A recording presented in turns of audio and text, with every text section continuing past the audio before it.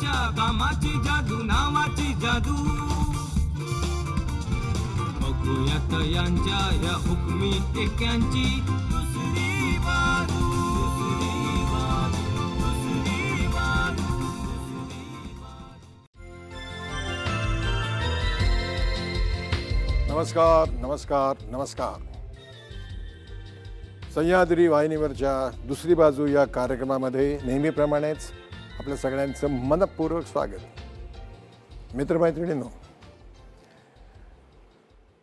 अनेक वेळेला असं होतं, आपण भोवतालाकडे लक्ष देतो आणि आपल्याला लक्षात येतं की ही व्यक्ती फार दांडगी आहे, फार सुंदर आहे, फार मोठं आहे, फार अमुक आहे तमुक आहे असं आपल्याला वाटत राहतं. प्रत्यक्षात ती व्यक्ती आणखीन काहीतरी वेगळीच असते. आज अशाच एका सुंदर मुलीला, तरुण मुलीला आपण इथे आपल्या सगळ्यांच्या भेटीसाठी बोलवलेलं आहे. त्या मुलीचं नाव मी नाही सांगणार. त्या मुलीला तुम्ही पाहिल्यानंतर तुमच्या लक्षात येईल. नवी आहे ती मुलगी, मनोरंजनाच्या क्षेत्रामध्ये नवी आहे, परंतु खूप काहीतरी करणारी, शिकणारी, धडपड करणारी अशी ती मुलगी आहे. तिला इथे बोलवण्यापूर्वी तिच्यावरची एक चित्रफीत आपण पाहूया नेहमीप्रमाणेच. पहा.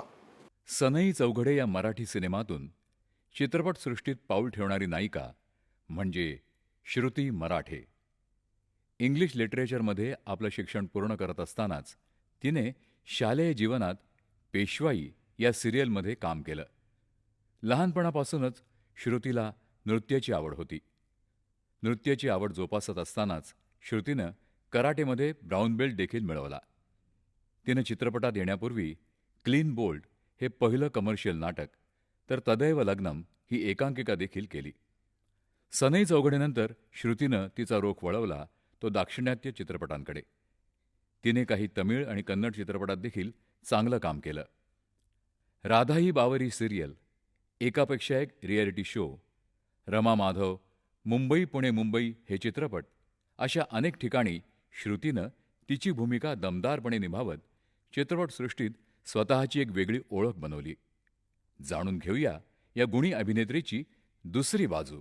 तेव्हा स्वागत करूया सुंदर श्रुती मराठेचं. श्रुती, वेलकम. ये. Thank you sir. तू कार्यक्रम पाहिलेला आहेस, तेव्हा आता इथे बस आणि मी आता विचारतो त्या प्रश्नाची सगळी छानपैकी खटाखट खटाखट उत्तरं दे. बस. ओके. तुझा मला जिथपर्यंत माहिती आहे तिथपर्यंत तुझा जन्म हा, म्हणजे तुम्ही मुळातले बडोद्याकडचे, हो. जन्म पुण्यात का? जन्म बडोद्यात आणि मग नंतर पुण्यात, हे काय आहे मला कळलं नाही. तेव्हापासून सगळी सुरुवात कर. माझा जन्म बडोद्याचा आहे आणि मी 1 वर्षाची असताना बिझनेससाठी बाबा पुण्यात शिफ्ट झाले. कसला बिझनेस? त्यांचा कम्प्युटरचा बिझनेस आहे. त्याच्यासाठी बिझनेस सुरू करण्यासाठी ॲक्च्युली बाबा पुण्यात शिफ्ट झाले आणि मी 1 वर्षाची होते आणि मला एक मोठी बहीण आहे. आमच्या दोघींमध्ये 1 वर्षाचंच अंतर आहे, त्यामुळे ती 2 वर्षाची होती. आणि तेव्हा आम्ही पुण्यात शिफ्ट झालो. तेव्हापासून पुण्यातच आहे, म्हणजे माझं शिक्षण सगळं पुण्यात झालं. शाळा कुठली? सेंट मिराज. अच्छा. शंकर शेट रोड? नाही, स्टेशनच्या इथे, पुणे स्टेशन. अच्छा अच्छा अच्छा अच्छा. कितवीपर्यंत सेंट मिराजला होतीस तू? 10वी पर्यंत. ॲक्च्युली कॉलेज पण तेच आहे माझं, सेंट मिराज कॉलेज, जे कोरेगाव पार्कला आहे पुण्यामध्ये. माझं कॉलेज पण तेच आहे. बरं बरं. आणि बहीण आणि तू एकाच शाळेमध्ये? 5वी पर्यंत एकाच शाळेत होतो. मग तिची शाळा बदलली आणि माझी तीच राहिली. तिने काय बदलली? ॲक्च्युली आम्ही घर बदललं, तर सुरुवातीला आईला असं वाटलं की प्रीती ज्या शाळेत होती ती जवळ पडेल, म्हणून तिला तिथे शिफ्ट केलं. ॲक्च्युली मलाही शिफ्ट करणार होते, पण मी इथे इतकी छान रुळली होते माझ्या आहे त्या शाळेमध्ये की आईने मला शिफ्ट नाही केलं, पण तिला शिफ्ट केलं. गंमत आहे तुमच्याकडे. म्हणजे बिझनेससाठी शहर बदलणे, राज्य बदलणे, आणि आता शिक्षणासाठी शाळा बदलणे. बरं, व्हेरी गुड. जरा तुझ्या आईबद्दल, आता वडिलांच्या बद्दल कळलं, ही वॉज अ बिझनेसमॅन, और may be he is a businessman. आई आणि मोठी बहीण? हो. माझी आई मुंबईचीच आहे, ठाण्याची आहे. त्यामुळे तिचं माहेर ठाण्यात आहे आणि लग्नानंतर मग बडोदा आणि बडोद्यानंतर पुणा असा तिचा लांबचा प्रवास होता. लांबचा प्रवास होता.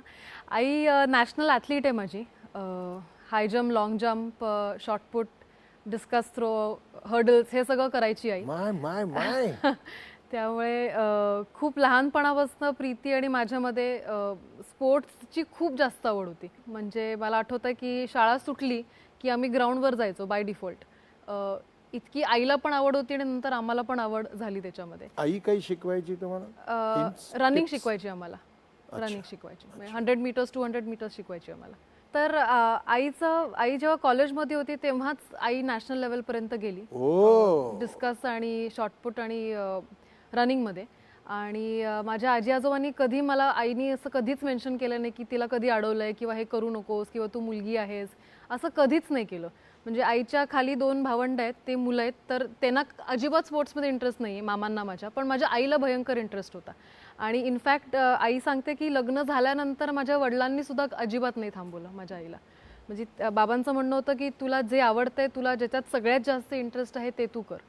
आणि ते तर तिचं चालूच होतं. त्याच्याबरोबर माझं आणि प्रीतीचं पण ॲथलेटिक्स सुरू झालं. आम्ही रनिंगपासून सुरुवात केली. आमच्या दोघींच्या शाळेमध्ये कराटे कंपल्सरी होतं. बरं. सो माझी मोठी बहीण कराटेमध्ये ब्लॅक बेल्ट आहे आणि मी कराटेमध्ये ब्राऊन बेल्ट आहे. Which form of karate? Taekwondo.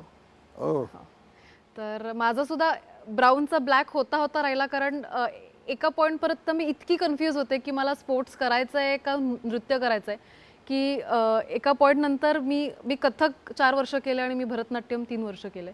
So कुठे ना कुठेतरी त्याच्याकडे कल जास्त गेला म्हणून माझं ब्लॅक बेल्ट होता राहिला असं मला नेहमी वाटतं.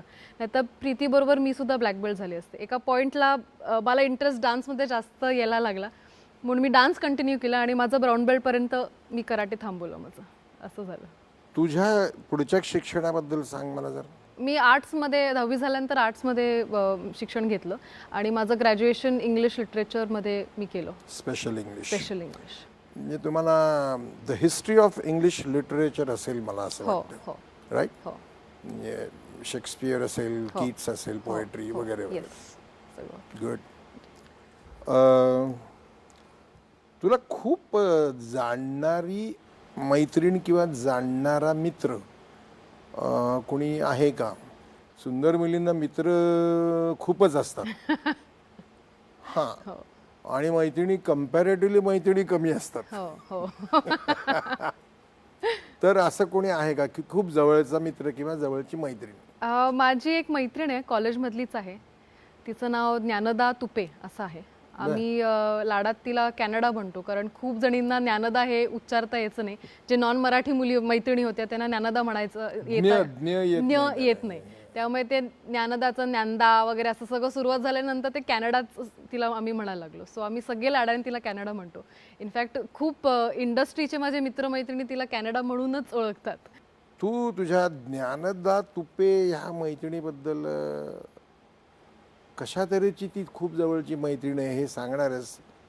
त्यापूर्वी आपण एक बाळा छोटीशी विश्रांती घेणार आहोत. ठीक आहे? ओके. मित्रांनो, एका सुंदर मुलीशी आपण गप्पा गोष्टी करतोय. कुठेही जाऊ नका, बघत राहा दुसरी बाजू.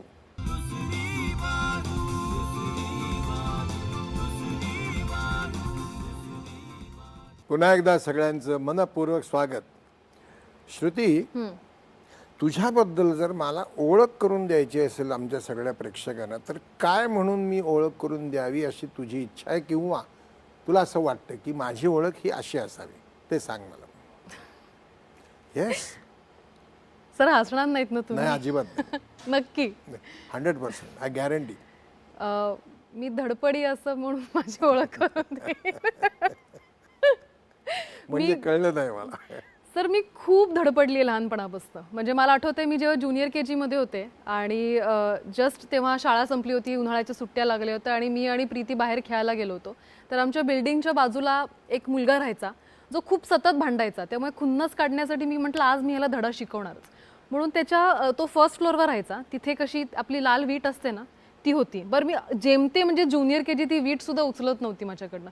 मी ती कशी बशी उचलली, म्हटलं आता ह्याच्या टेरेसमध्येच मी ती वीट टाकते, असं मी ते एक धाडस केलं आणि ती वीट उचलली आणि मी अशी फेकली.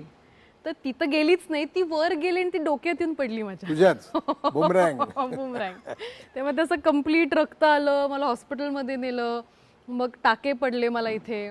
मग दुसरीत असताना इथे वॉश बेसिन लागले, त्यामुळे इथे टाके आहेत मला. तिसरीत असताना मी क्लासच्या बाहेर असं कोणी टीचर आले का बघायला गेले, तर एक मुलगी जोरात पास झाली, त्यामुळे माझं डोकं आपटलं भिंतीला, त्यामुळे मला इथेही टाके आहेत. माझा हात फ्रॅक्चर झालाय, माझा पाय फ्रॅक्चर झालाय आणि आता परवाच ताजीच पडलेली आहे मी. सो मला सतत लागत असतं. आणि एवढं सगळं असून सुद्धा माझे आई बाबा म्हणतात की बाबा हातपाय तुझे व्यवस्थित आहे, तुझं तोंड व्यवस्थित आहे, देवाचं नशीब मानलं, म्हणजे आमचं नशीब मानलं पाहिजे की अशी व्यवस्थित आहेस तू. A person in the field of entertainment म्हणून तुझी जी धडपड आहे त्याबद्दल मला आणि आम्हाला सगळ्यांनाच ऐकायला आवडेल की हाऊ यू स्टार्टेड. म्हणजे मला तर असं आत्ता ऐकल्यानंतर वाटतंय की ही मुलगी, आई ॲथलीट, बहीण तायक्वांडोमधली ब्लॅक बेल्ट, ही स्वतः ब्राऊन बेल्ट पण गेलेली. Now why she is putting on, why you should not do that. You keep yourself fit. You look beautiful, you are young आणि खूप छान दिसशील तू, अधिक चांगली दिसशील. मोर ओव्हर मार्शल आर्ट बद्दल मला एवढं का हे मी नंतर सांगतो. तू जरा हे लक्षात ठेवायचं. आणि आता मला तू सांग, what are you doing, how are you struggling for film industry, television industry, theatre, reality show, etcetera etcetera etcetera. Sir मी सुरुवात ॲक्च्युली माझी पहिली सिरियल मी 10वीत असताना केली, पेशवाई नावाची. स्मिताताईंनी ती प्रोड्यूस केली होती आणि संजय सुरकरांनी ती डिरेक्ट केली होती. तेव्हा 10वीत होते मी. आणि तेव्हाच दुनियादारी सिरियल पण जी सतीश राजवाडेंनी डिरेक्ट केली होती. आणि मला अजूनही आठवत आहे की मी सकाळी शूट करून संध्याकाळी 3 ते 6 पेपर दिलेला आहे. आणि मी जसं मगाशी सांगितलं की for a very long time मी खूप कन्फ्युज्ड होते की मला स्पोर्ट्समध्ये करिअर करायचं आहे का मला ॲक्टिंग किंवा डान्समध्ये करायचं आहे. आणि कुठे ना कुठेतरी ते कन्फ्युजनमध्ये 1-2-3 वर्ष गेली माझी. पण एका पॉईंट नंतर मी ठरवलं की मला ह्याच्यातच करिअर करायचं आहे. सो जसं मी सांगितलं की मी कथ्थक आणि भरतनाट्यम 4 वर्ष आणि 3 वर्ष केलं. त्याच्यानंतर मग मी 10वीत असताना माझी पहिली सिरियल केली. कथ्थक आणि भरतनाट्यम दोन्ही? हां, मी कथ्थक 4 वर्ष केलं आणि त्याच्यानंतर अनफॉर्च्युनेटली मला ते डिस्कंटिन्यू करायला लागलं, कारण माझे गुरु एक्सपायर झाले आणि मग माझी इच्छा गेली त्याच्यानंतर कथ्थक शिकायची. आणि मग मी गॅप घेतली आणि मग मी भरतनाट्यम सुरू केलं. तेही मला बंद करायला लागलं कारण माझ्या नीजमध्ये थोडा प्रॉब्लेम यायला लागला त्याच्याने at a very young age. आणि ते हेरिडिटरी असल्यामुळे, कारण ताईला आणि आईला सुद्धा at a very young age sports खेळून त्यांना ते नीजमध्ये प्रॉब्लेम होत होता. ऑस्टिओआर्थरायटिस असेल ते, म्हणजे मला एक्झॅक्टली त्याला काय म्हणतात माहित नाही. सो त्याच्यामुळे मला भरतनाट्यम बंद करायला लागलं. पण त्याच्याने मला मी क्लिअर झाले की मला काय करायचं होतं. मला ॲक्टिंग करायची होती, मी हा निर्णय घेतला होता. आणि मग 10वीत असताना मी ती सिरियल केली. आणि आईबाबांची अट होती की शिक्षण पूर्ण झाल्याशिवाय पुढे काही करायचं नाही. ते चालू असताना तुला जे काही करायचे तू करू शकतेस, नाटक करू शकते, तुला अजून काही डान्स शिकायचं तर शिकू शकते, पण फुल फ्लेजेड तुला जर ॲक्टिंग करायची असेल तर ते ग्रॅज्युएशन नंतर, हे त्यांची अट होती. Correct advice. Correct advice. Dnyanada तुपेबद्दल तू काहीतरी सांगणार होतीस, तिच्या काही आठवणी? हो, आठवणी म्हणजे ॲक्च्युली ज्ञानदा आणि माझी भेट खूप इंटरेस्टिंग पद्धतीने झाली. 11वीत आम्ही ॲक्च्युली कॉलेजमध्ये भेटलो. आणि मी जेव्हा क्लासमध्ये गेले तेव्हा माझ्याशी कोणीच बोलत नव्हतं. जनरल कारण त्यांचा एक ग्रुप झाला होता, असं माझ्याशी कोणीच बोलत नव्हतं आणि ज्ञानदाशी पण कोणीच बोलत नव्हतं. सो एका पॉईंटला असं झालं की अरे तुझ्याशी नाही बोलत आहे का, माझ्याशी नाही बोलत आहे, मग आपण एकमेकींशी बोलायला लागलो. अशा पद्धतीने आमची मैत्री सुरू झाली. तर मग आम्ही एकमेकींशी बोलायला लागलो आणि खूप सिमिलॅरिटीज आमच्यामध्ये निघाल्या. एकतर आमची धडपडी वगैरे नाही, धडपडी नाही, बर्थ मंथ सेम आहे आमचा आणि वय सेम आहे आमचं. सो आमची विचारसरणी खूप सेम होती. त्यामुळे आम्ही पटकन क्लिक झालो. आणि मग आता इट्स बीन 13 इयर्स आम्ही मैत्रिणी होतो, 13 वर्ष आम्ही मैत्रिणी होतो. Good. You completed education in which branch? Science, commerce, arts. Arts. अच्छा, बा. मग त्यानंतर लगेच म्हणजे अजिबात नोकरी बिकरी अजिबातच करणार नाही असं ठरवून नोकरी नाही केली का प्रयत्न केले पण नाही मिळाली वगैरे वगैरे नाही, मला कधीच नोकरी करायची नव्हती. नाही, व्हेरी गुड. कधीच नाही. त्याच्यानंतर मग मी ठरवलं होतं की मला आता माझे प्रयत्न मी सुरू करणार याच्यामध्ये. मग पुढे कसं होतं ते आपल्या एनिवे हातात नसतं. पण लकीली सनई चौघडे नावाची फिल्म केली मी. श्रेयस तळपदेने ती प्रोड्यूस केली होती. अजून 2 मराठी फिल्म्स केल्या आणि त्याच्यानंतर मी साऊथला गेले आणि मी साऊथमध्ये 4 तमिळ चित्रपट केले, 1 कन्नड फिल्म केली आणि तो एक कम्प्लिटली वेगळा एक्सपिरियन्स होता माझ्यासाठी साऊथमध्ये काम करण्याचा. पण तू श्रेयस सारख्या मुलांनी एक फिल्म केली सनई चौघडे आणि त्याच्यानंतर एकदम तू साऊथला जाण्यापाठीमागचं कारण काय? ॲक्च्युली तुझ्यासारख्या पर्सनॅलिटी असलेल्या मुलीला, तरुण मुलीला इथे लोकांनी ताबडतोब पुढचा सिनेमा ऑफर करायला पाहिजे होता. नेमकं काय झालं असेल असं तुला वाटतंय? माहीत नाही. म्हणजे मी ॲक्च्युली या प्रश्नाचं उत्तर अजूनही शोधतेय की नेमकं काय घडतंय किंवा असं का होतंय. मला जशा फिल्म्स हव्यात किंवा मला जसं काम करायचं आहे तसं काम माझ्यापर्यंत का पोचत नाही आहे, मला हे अजूनही कळलं नाही आहे. पण तेव्हा साऊथमधनं एक ऑफर आली मला आणि ती खूप छान वाटली आणि मग मी तिथे गेले. तिथे अर्थात भाषा येत नसल्यामुळे ऑडिशन हा प्रकार नव्हता. माझं फोटोशूट केलं आणि they thought I was perfect for the role आणि मग मला ते फिल्मसाठी सिलेक्ट केलं. माझी पहिली फिल्म संपली तेव्हा दुसरी मिळाली, दुसरी संपल्यावर तिसरी मिळाली. असं करून मी बघता बघता 4 फिल्म्स केल्या तमिळमध्ये.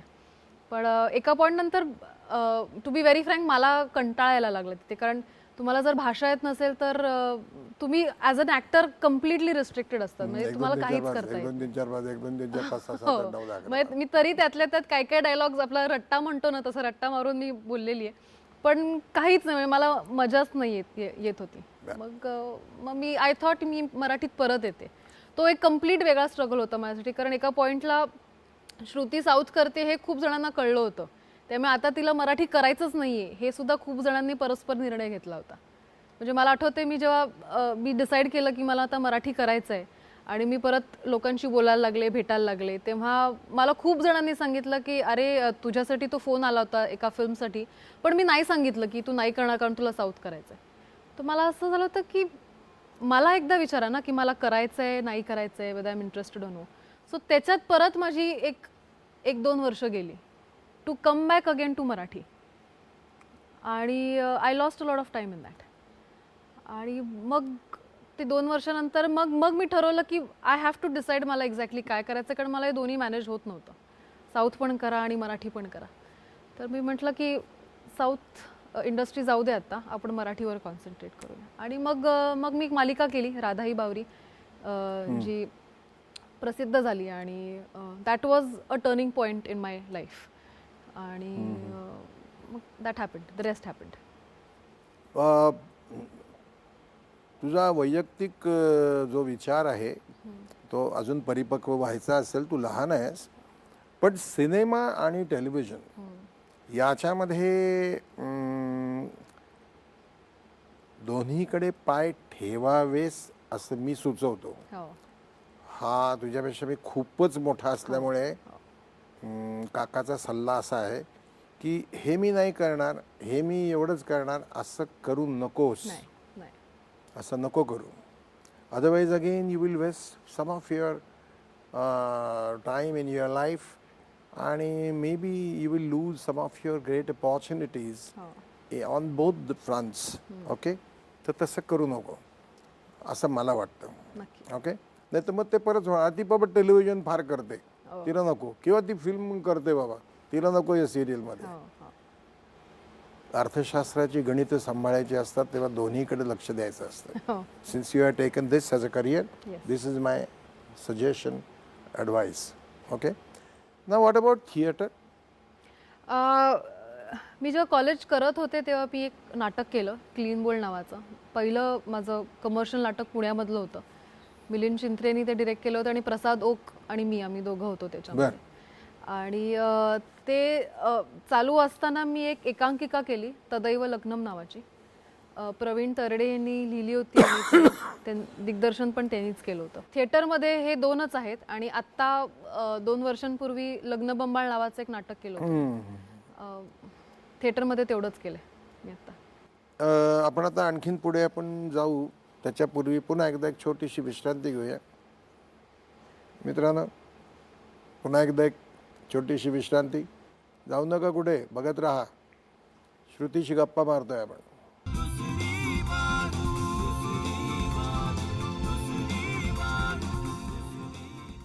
नमस्कार, स्वागत. या मुलीकडून मला बरंच काढून घ्यायचं आहे कारण ते वर्ण दिसते फक्त खूप खूप सुंदर, पण ती बरंच काय काय करते हे माझ्या कानावर आलेलं आहे. ही जी तुझी अतिशय जवळची मैत्रीण आहे ती कशामुळे जवळची झाली ते कळलं मला. तिच्यामध्ये असं काय आहे की जे तुला घ्यावंसं वाटलं, तुझ्यामध्ये असं काय आहे की जे तिला घ्यावंसं वाटलं. द ग्रेट फ्रेंडशिप डिफाईन्स की का ही मैत्री झाली, द रिझन. सर सगळ्यात महत्त्वाची गोष्ट मी जी ज्ञानदाकडनं शिकले ते म्हणजे to be a good listener. मी मला जमायचं नाही, म्हणजे माझं असं नेहमी असायचं की आपापलं बोला आणि संपून टाका, कोण काय बोलतंय काय घेणं देणं असायचं मला. पण तिच्याकडनं मला शिकलं की समोरच्याचं ऐकणं सुद्धा किती महत्त्वाचं असतं हे मला तिने शिकवलं. आणि I am a good listener असं मला आता खरंच वाटतं मनापासून. आणि मी जर तिला काही शिकवलं असेल तर मी तिला ग्रूम केलं आहे, खूप ग्रूम केलं आहे. कारण ती उंच आहे, 5-10.5 तिची हाईट आहे आणि तिला माहीत नव्हतं कसं चालायचं कसं बोलायचं, तर मी तिला थोडंसं ग्रूम केलेलं आहे. सो आम्ही खूप एकमेकींना असं या सगळ्या गोष्टी दिलेल्या आहेत. Very good, very good. कशी हुशार आहे ती, हुशार म्हणजे अकॅडमिकली पण हुशार हो आहे. हो हो हो. आणि ती पण काय कथ्थक डान्स बाकी अजिबात नाही, म्हणजे ओनली अकॅडमिक. हो. बर. आणि शी इज अन एक्सलंट कुक. त्यामुळे बर, मग ते पण शिकून घे.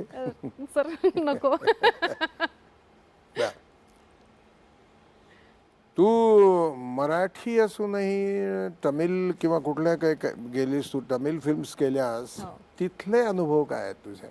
म्हणजे ते कळलं ते मीही तमिळ फिल्म केल्यात, कन्नड फिल्म केल्यात, कमला हसन बरोबर बरंच काम केलं. Actually how do the Tollywood treats Mollywood? Sir मला आठवते मी जेव्हा माझ्या पहिल्या फिल्मच्या सेटवर गेले होते तेव्हा राजेश्वर सर जे आमच्या फिल्मचे डिरेक्टर होते त्यांनी मला सांगितलं होतं की मी मराठी फिल्म्सबद्दल खूप ऐकलेलं आहे आणि मला इथे मराठी फिल्मच्या CDs मिळत नाही आहेत, तर नेक्स्ट टाइम जेव्हा तू मुंबईवरनं येशील तेव्हा माझ्यासाठी काही मराठी फिल्म्स घेऊन येशील का. आणि मी जस्ट या इंडस्ट्रीमध्ये आल्यामुळे मराठी म्हणा आणि टॉलिवूड म्हणा मला खूप छान वाटलं होतं की आपलं ॲक्च्युली मराठी फिल्म्स खूप खूप ठिकाणी पोचलेले आहेत. आणि मी नेक्स्ट टाइम घेऊन गेले होते तेव्हा श्वास रिलीज होऊन काही 2-1 वर्ष झाली होती, तेव्हा श्वासची CD घेऊन गेले होते. हरिश्चंद्राची फॅक्टरी जस्ट हा चित्रपट आला होता, ती CD घेऊन गेले होते. सो मला खूप छान वाटलं आणि माझा अनुभव खूप खूप चांगला होता. एकतर खूप शिस्तबद्ध आहे तिथे, त्यामुळे मला ते खरंच चांगलं वाटलं की सकाळी 7ची शिफ्ट म्हणजे 7ला सुरू करतात आणि 7 ते 7 आणि 7 वाजता पॅकअप करतात. They respect the time. They respect the time. They respect the time. Good. आणि आणखीन कुठल्या साऊथ इंडियन लँग्वेजमध्ये कामं केलीस तू? सर एक कन्नड फिल्म केली. कन्नड भारतात आहे? नाही. बर. पण तिथे सुद्धा असंच आपल्याला अंक वगैरे बोलावे लागतात?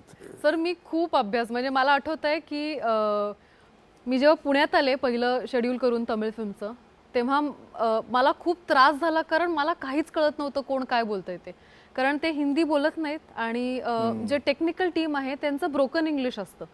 सो ते सुद्धा एका पॉईंट नंतर कळत नाही आणि तमिळ आपल्याला येत नाही, तर मला त्रास व्हायला लागला. सो मी बेसिक कम्युनिकेशन म्हणून मी तमिळचे क्लासेस लावले होते आणि पुण्यात एक लक्ष्मी म्हणून एक मॅडम होत्या ज्या मला तमिळ शिकवायच्या. मी तिला सांगितलं की मला डायलॉग्स जाऊ दे बाजूला, मला बेसिक तमिळ शिकव, कारण मला कम्युनिकेटच नाही करता येते. म्हणजे आपले स्पॉट दादापासनं टू जे मेकअप करतात त्यांच्यापर्यंत मला कोणाशी काहीच कम्युनिकेट करता येत नव्हतं.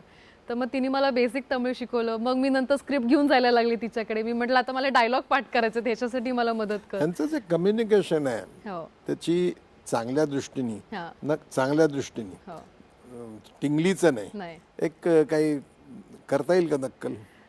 आका सापटे टिंगल्या म्हणजे त्याच्यात तुम्ही जेवलात का, आणि त्यांची अशीच बोलण्याची पद्धती या सापटे टिंगल्या तर ते खूप छान वाटायचं तेव्हा बोलताना. Every language is a sweet language every language if you learn properly. Absolutely. Good.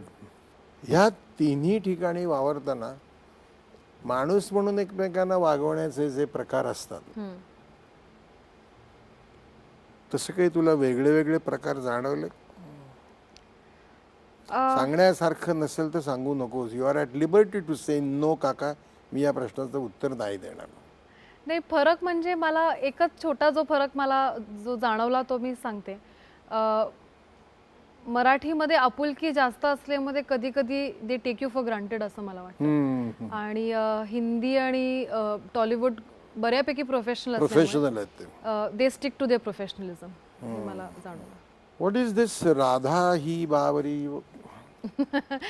Sir मी एक मालिका केली होती राधा ही बावरी नावाची. आणि लाईक यू सेड मगाशी की प्रत्येक ॲक्टरनी सिरियल पण करावी आणि फिल्म्स पण कराव्या. मी खूप अगेन कन्फ्युजनमध्ये होते की मी सिरियल करू का नको करू. पण मला तो रोल खूप आवडला होता. राधा एक डॉक्टर आहे त्याच्यामध्ये, त्या सिरियलमध्ये मी एक गायनेकोलॉजिस्ट दाखवलेली आणि मला खूप इंटरेस्टिंग वाटलं ते कॅरेक्टर, म्हणून मी ते घेतलं आणि ती सिरियल करायला घेतली. आणि it turned out to be very well. खूप लोकांना ती आवडली.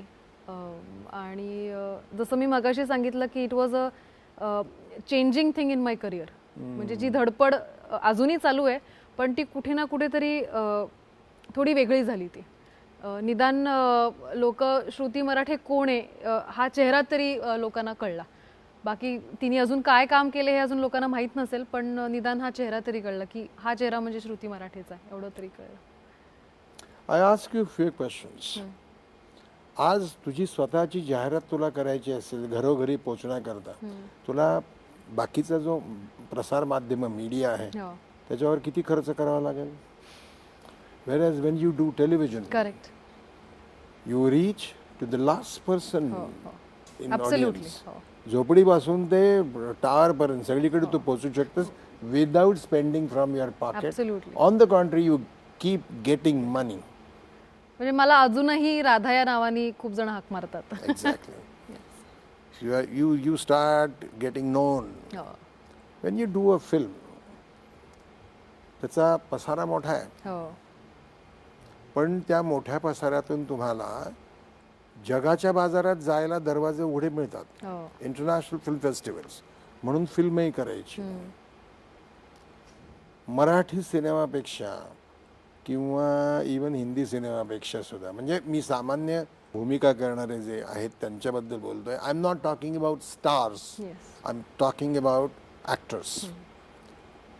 सिनेमामध्ये काम करणाऱ्या ॲक्टर्सना टेलिव्हिजन हिंदी किंवा मराठीमध्ये अधिक पैसा मिळतो. What is reality show? म्हणजे how are you concern with reality show? Radhai Bawri चालू असताना मी एक डान्स रियालिटी शो केला होता, एकापेक्षा एक नावाचा. आणि again kind of another turning point, कारण डान्स हे माझं पॅशन आहे आणि मला ते करायला मिळत होतं. पण माझी सिरियलही चालू होती आणि मी तेही करत होते. त्यामुळे फिजिकली खूप खूप अवघड होतं माझ्यासाठी, कारण शूट करून मग रिहर्सलला जाणं, मग त्याचंही शूट करणं. पण हे सगळं सांभाळलं. अर्थात माझं प्रोडक्शन म्हणजे वीरेंद्र प्रधान ज्यांनी माझी सिरियल प्रोड्यूस केली होती त्यांनी खूप सपोर्ट केलं मला. पण एका पॉईंटला मी अशा पॉईंटला आले होते की मला नाही करायचा डान्स रियालिटी शो, कारण मला ते झेपत नाही आहे.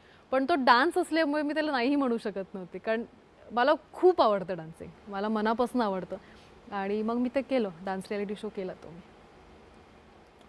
तुला हे माहिती असेलच की या डान्स फॉर्ममधूनच मार्शल आर्ट किंवा मार्शल आर्टमधूनच डान्स फॉर्म तयार झालेला आहे, माहिती हो, असेलच हो, तुला. हो. आणि हे सगळं केरळातून बाहेर पडले. जगभर जे आज पसरलंय मार्शल आर्ट Correct. ते मूळ केरळातून बाहेर कलरीपायट. पडलेलं आहे.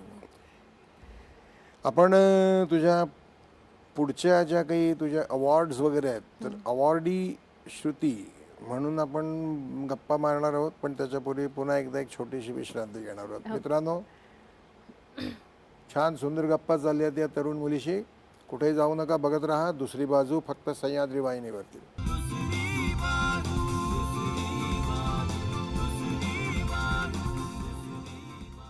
पुन्हा एकदा सगळ्यांचं मनपूर्वक स्वागत. वेळ जरा थोडासा राहिलेला आहे, तेव्हा ह्या मुलीला पटापटा मला बोलतं करायचंय. रमा माधव करता तुला बेस्ट सपोर्टिंग ऍक्टर मिळालं प्राइज, आणि त्याच्यापूर्वी तुला तदैव लग्नम या 2 अवॉर्ड्स बद्दल सांग मला जरा. तदैव लग्नम हे जी एकांकिका होती ती 2 पात्री होती. कोण कोण होतं? मी आणि राया अभ्यंकर, सुनील अभ्यंकर. अच्छा, बरं मी बरं दोघं होतो त्याच्यामध्ये. बरं बरं. आणि तेव्हा मी कॉलेजमध्ये होते आणि राया खूप मोठा आहे माझ्यापेक्षा. हो. पण इट वॉज अ चॅलेंज, कारण ते पहिलं असं प्रॉपर स्टेज म्हणजे नाटक होतं माझ्यासाठी. आणि तुम्हाला म्हणजे आय एम शुअर तुम्हाला माहिती आहे प्रवीण सर खूप स्ट्रिक्ट आहेत, त्यामुळे त्यांनी ते असं व्यवस्थित माझ्याकडनं करून घेतलं होतं. खूप रडले त्या दरम्यान, खूप राग आला, खूप खूप त्रास झाला, पण म्हणतात ना की शेवट नॉर्मली गोड असतो, तसंच झाला. मला बरेच ठिकाणी बेस्ट ॲक्टर्सचा पुरस्कार. Very good. येस, सो ते एक आहे. आणि रमा माधव जी फिल्म केली मी, मृणालताईंनी ती डिरेक्ट केली होती, त्याच्यामध्ये पार्वतीबाईंचा मी रोल केला होता आणि त्याच्यासाठी मला स्टेट अवॉर्ड आहे बेस्ट सपोर्टिंग ॲक्ट्रेसचा. Very good, congratulation. Thank you sir. आणखीन एक तू धमाल काम करतेस. तुझा एक फोटो माझ्या मोबाईलवर आलेला आहे, कोणी पाठवलाय मला नाही आता आठवत. हां. तू एवढा मोठा ढोल आणि गणपती उत्सवात ढोल वाजवतेस असा एक फोटो माझ्याकडे आलेला आहे. हो हो. What is that? मला खूप आवड होती ढोल किंवा ताशा किंवा गणपतीमध्ये वाजवण्याची. आपले पथक असतात त्याच्यामध्ये, पण मला कसं करायचं, कुठल्या पथकात जायचं, मला हे कळत नव्हतं. आता फॉर्च्युनेटली असं झालं की पुण्यामध्ये कलावंत ढोल ताशा पथक ह्या पथकाची सुरुवात झाली आणि ह्या वर्षी 3रं वर्ष होतं त्याचं आणि आम्ही आता 3 वर्ष दणक्यात वाजवतोय. पण मग ते शिकलीस तू? हो, मी प्रॅक्टिस केली त्याची. म्हणजे ऍक्च्युली फाटलं? हो, इथे फाटलं. हे लाल होतं, म्हणजे हे साल्टी निघतात सगळी, त्यामुळे ते दिसायला खूप सोपं वाटतं. It is not very easy. In fact वाजवण्याची सुद्धा टेक्निक जर तुम्हाला माहिती नसेल तर तुमचा हात भयंकर दुखू शकतो. सो खांदा दुखतो. दुखतो. यू नो इट व्हेरी वेल की पीपल लाईक यू, एक गोड दिसणारी, आपलं काम चांगलं करण्याचा प्रयत्न करणारी अशी मुलगी म्हणून लोक तुझ्यावर प्रेम करतात, त्यांना आवडतेस तू. तर आपल्याबद्दल ज्यांना आवड आहे, ज्यांना प्रेम आहे, अशा समाजातल्या लोकांच्या करता तुझा काय विचार आहे ग? म्हणजे त्यांच्यासाठी काही कधीतरी महिन्यातून एकदा, वर्षातून 2दा, असं वर्षातून एकदा असं काही करावं असं वाटतं? काही केलंयस, करणार आहेस सामाजिक कार्य? सर तू लहान आहेस खूप, पण लहान असणं आणि विचारांनी परिपक्व असणं, वयाने लहान असणं, विचारांनी परिपक्व असणं, ह्या 2 वेगळ्या गोष्टी आहेत. Something is inborn. तसं काही आहे का, मला चौकशी करायची आहे. सर मी फ्रँकली सांगते, मी असं काही समाजकार्य मोठं केलं नाही आहे, पण माझ्या पद्धतीने मला काही छोटं जर करता आलं तर मी नेहमीच करत असते.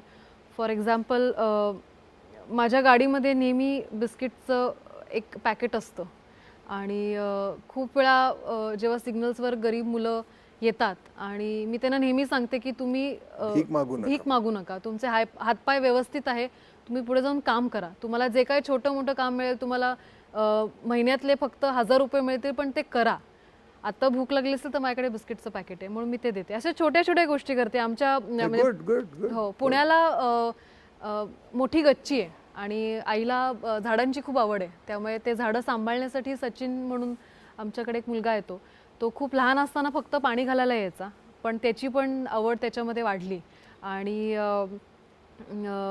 इतकी वाढली की तो म्हटलं मी आता हॉर्टिकल्चर म्हणून शिक्षण पुढे घेणार आहे. सो ते शिक्षण घेण्यासाठी आम्ही त्याची मदत केली. तर छोट्या छोट्या गोष्टी मी करते. आणखीन आता किती मला माहिती देशील मला माहित नाही, मी तुला पटापटा काही प्रश्न विचारतोय त्याची उत्तर दे. ओके. हं? पास म्हणू शकते एखाद्या प्रश्नाला. हं? पास म्हणू शकते मी हो एखाद्या. असं काही नाही, सगळे माहिती असते, मला नाही माहिती त्यातले काय. ओके. रेडी. आवडतं राजकीय व्यक्तिमत्व. नरेंद्र मोदी. आवडतं सामाजिक व्यक्तिमत्व. पास. आवडता दिग्दर्शक. सतीश राजवाडे. हिंदीचा. राजू हिरानी. तू पाहिलेला आयुष्यातला पहिला सिनेमा. रोजा. संपूर्ण जगात सगळ्यात जास्त चित्रपट निर्मिती करणारा देश कोणता. भारत. ज्ञानेश्वरांनी ज्ञानेश्वरी लिहिली ते ठिकाण नाव. नपस नाही, मला आठवत नाहीये, मला मदत करा ना सर. नेवासे. नेवासे. येस. पहिली महिला IPS अधिकारी भारतातली. किरण बेदी. तू जेव्हा दौऱ्यावर जातेस किंवा शूटिंगच्या मोठ्या शेड्यूल करता जातेस तेव्हा सातत्याने त्या 10 दिवसात, 8 दिवसात, 15 दिवसात कशाची आठवण येते, कोणाची आठवण येते. आई आणि आईच्या जेवणाची.